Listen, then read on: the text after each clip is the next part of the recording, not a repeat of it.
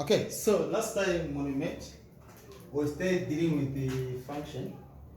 Okay, particularly we are dealing with the general what? Function. That's the one we are dealing with, general function. Today we shall deal with the inverse function. That's what we're going to deal with. Okay, inverse what? Function. Okay, inverse function. Okay, remember what I said, a function is denoted as f of x or g of x or h of x and so on there. This represents what? A function. Okay. Okay. So under inverse function, how do you calculate inverse function? Okay, very, very important.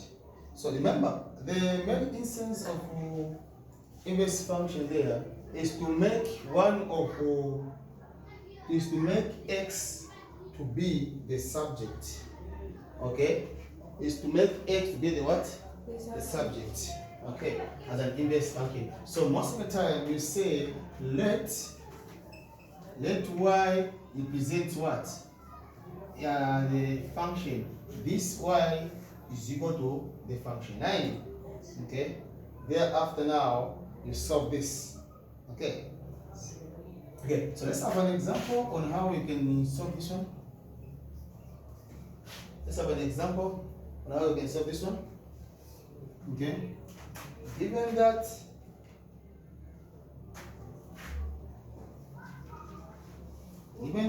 f of x is equal to x plus 2, find f inverse x. Remember, this represents an inverse.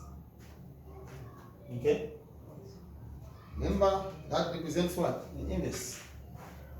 Okay, so remember what I've said. When you are solving this one, you say let y represent what? The function. Okay, so that's the first step you need to do. Okay, how do you solve this one? Okay, solution. Okay, so now how do you solve this one? You say let y be or represent what? F of x. Okay, you say let y represent what? F of x. Okay, now what is this f of x? F of x is what? X plus what? 2. So what is f of x in place with what? X plus what? 2. You say y is equal to x plus what? 2. Okay? Remember what I've said. The main target here, or our main instance, is to make x as what? The subject. So you rearrange this one. This one is positive what? 2. When it comes to that side, it will be what? Negative. We're going to have what? Y minus what? 2 equal to what? X. Or same as x is equal to what? Equal to what? Y minus what? 2. Okay? So now you say, remember, let's say subject x for this one. Now, this is the subject that you want there. Okay? You say now, therefore, our f of x, our f inverse of x is equal to, where there's this y, you will replace it what? X. Out there? Where there is this what? Y, you replace it what?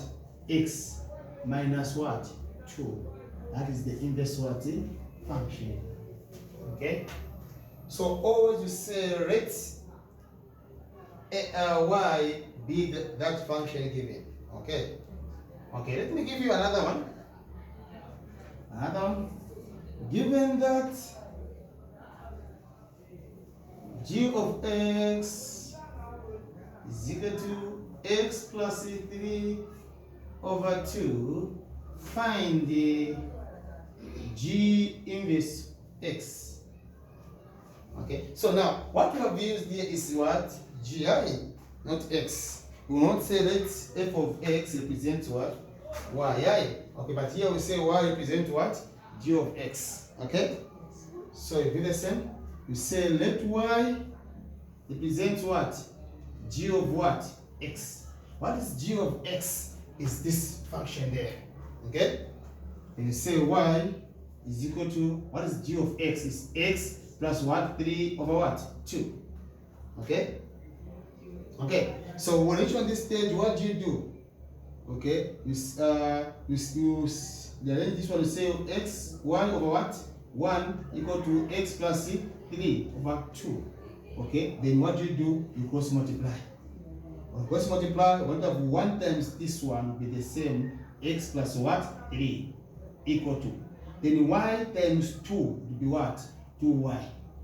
Are you there? Yes. Then this one is positive what? 3. Negative. What have what? X equal to 2y minus what? 3. Okay? That's the subject we want. We say therefore, our G inverse of X is equal to, where there's y, you put what? X. We say 2x minus what here? 3. That is the what? The function there. Oh, that's the inverse function there. Okay, so this is how we deal with what? Inverse what? Function. Okay. Thank you.